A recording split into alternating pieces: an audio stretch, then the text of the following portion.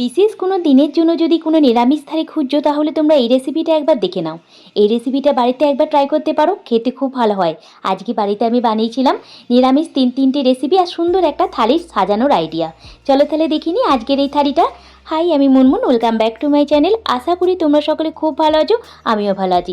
চলো ঝটপট করে দেখিনি আজকের রেসিপি। এই জন্য থালার মধ্যে নিয়ে নিলাম 2 কাপ ময়দা, হাফ কাপের থেকে কিছুটা কম সুজি, অল্প একটু লবণ, 1 চামচ মতো দিয়ে দিলাম চিনি, আর দিয়ে দিলাম বেকিং পাউডার হাফ চা চামচের মতো, হাফ চা চামচের থেকে কিছুটা কম বেকিং সোডা। এরপর যতটা সুজি নিয়েছি ততটাই আমি এখানে টক দই ব্যবহার করলাম। আর দইটা কিন্তু আমি 1 ঘন্টা আগে ফ্রিজ থেকে বার করে তারপর ব্যবহার করেছি। অল্প অল্প জল দিয়ে একটা মিডিয়াম ডো তৈরি করে নেবো মেখে। ডোটা আমার রেডি হয়ে গেছে। এরপর আমি একটু তেল মাখিয়ে এটাকে ঢাকা দিয়ে সাইডে রেখে দেবো 30 মিনিটের জন্য রেস্ট হতে। যেহেতু সুজি দিয়েছি আর দই বেকিং সোডা দিয়েছি, একটু ফার্মেন্ট হতে সময় দিতে হবে, তাই 30 মিনিট আমি হাতে সময় করে ঢাকা দিয়ে এটা রেস্ট হতে দিচ্ছি। 30 মিনিট হয়ে গেছে। 30 মিনিট পর আমি ফিরে এলাম। ঢাকাটা খুলে ডোটাকে একটু মেখে নেবো, তারপরে একটু নই কেটে এটাকে বেলে নিচ্ছি। আমি যে প্রথম রেসিপিটা তোমাদের সঙ্গে শেয়ার করছি, এটার নামটা তো তোমাদের বলাই হয়নি। এই রেসিপিটার নাম হচ্ছে পরোটা পুরি।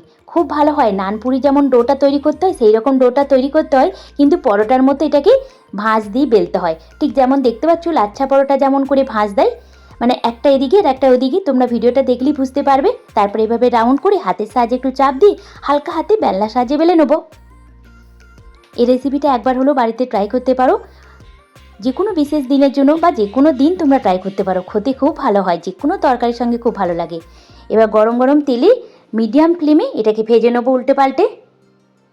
একদম যেমন লুচি যেমন ভাজে সেই রকমই ভাজতে হবে, শুধু পরোটার মতো এটাকে তৈরি করে নিতে হবে।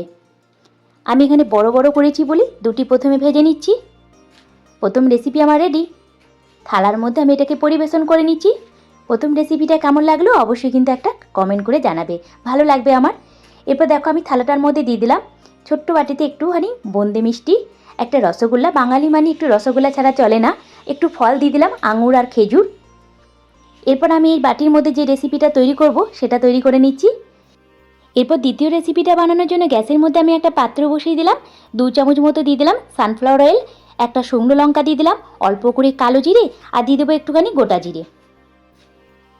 যখন ফোড়নটা খুব ভালোভাবে হয়ে যাবে, এখানে যেমন পোস্তর মতো আলু কাটে সেই রকম আলুগুলো আমি কেটে নিয়েছি, ভালো করে জল দিয়ে ধুয়ে নিয়েছিলাম, সেই আলুটা দিয়ে দিলাম।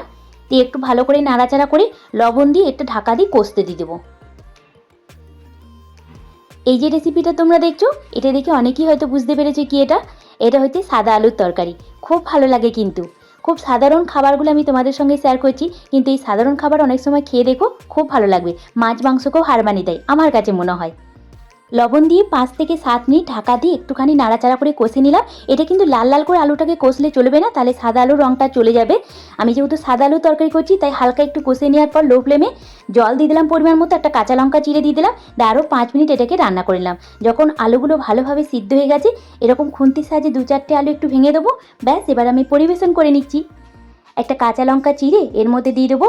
কেমন লাগলো আজকে দ্বিতীয় রেসিপি অবশ্যই কিন্তু লিখে জানিও। তৃতীয় রেসিপিটা আমি বানিয়ে ফেলছি, মানে সবার শেষ যেটা রেসিপি, খুব ভালো হয় খেতে, খুব সাধারণ একটা লস্যি। শেষ রেসিপিটা বানানোর জন্য জারের মধ্যে 1 কাপ টক দই, 1 কাপ ঠান্ডা ঠান্ডা জল, অল্প একটু লবণ আর একটু চিনি গুঁড়ো দিয়ে ব্লেন্ড করে নিচ্ছি। তাহলে আমার একটা লস্যি তৈরি হয়ে যাবে। খুব সাধারণ লস্যিটা, কিন্তু খেতে খুব ভালো লাগে। 2 থেকে 3 বার ব্লেন্ড করলে কিন্তু লস্যি আমার রেডি। পরিবেশন করে নিলাম। বাড়িতে তৈরি করেছিলাম কিছুদিন আগে, তোমাদের সঙ্গে শেয়ার করেছিলাম ক্যারামেল মালাই কুলফি, সেটাকে দিয়ে দিচ্ছি এখানে। ব্যাস, আজকের থালি রেডি। কেমন লাগলো অবশ্যই লিখে জানিও। আজ তাহলে এখানে, ভালো থেকো, সুস্থ থেকো।